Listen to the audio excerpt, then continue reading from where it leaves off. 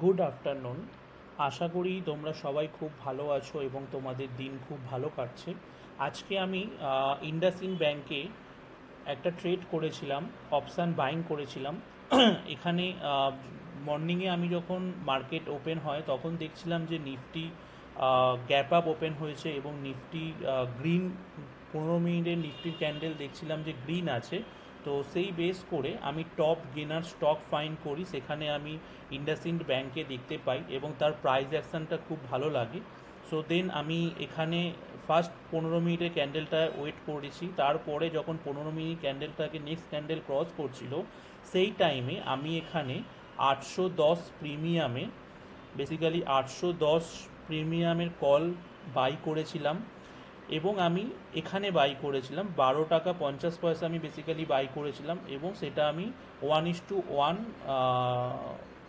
Profit নিয়ে আমি বেরিয়ে যাই। তারপরে তোমরা দেখতে পাচ্ছ এটা অনেক দূর অবধি গেছে, বাট বেসিক্যালি আমি 1:1 টার্গেট করে এখন চলছি। বর্তমানে আমি এসএলকে ট্রেল করে করে ফিউচারে এটাকে আরও প্রফিট আমরা নেব।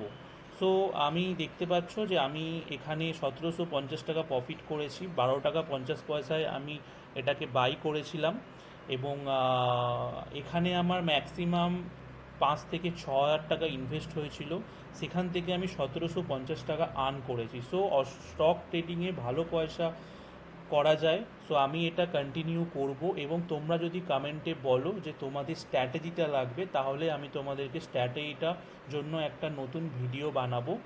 সো নাও আশা করি তোমাদের এটা ভালো লাগবে এবং তোমরা যদি আমাকে লাইক করো, কমেন্ট করো এবং কমেন্টে লেখো যে স্টক স্ট্র্যাটেজি, তাহলে আমি নেক্সট স্টক স্ট্র্যাটেজিটা নিয়ে একটা ভিডিও তোমাদের জন্য বানাবো, কি করে আমি স্টক ফিল্টার করি এবং আমার স্ট্র্যাটেজিটা কি আছে।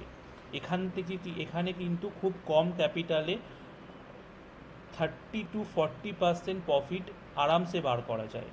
ঠিক আছে, সেটা কি করে বার করা যায় আমি তোমাদেরকে স্ট্র্যাটেজিতে দেখাবো এবং আমি কন্টিনিউ ভিডিও নিয়ে আসবো, এভরিডে ট্রেডিং ভিডিও, সেটাও তোমাদের সাথে শেয়ার করব। চলো বাই, সবাই ভালো থেকো।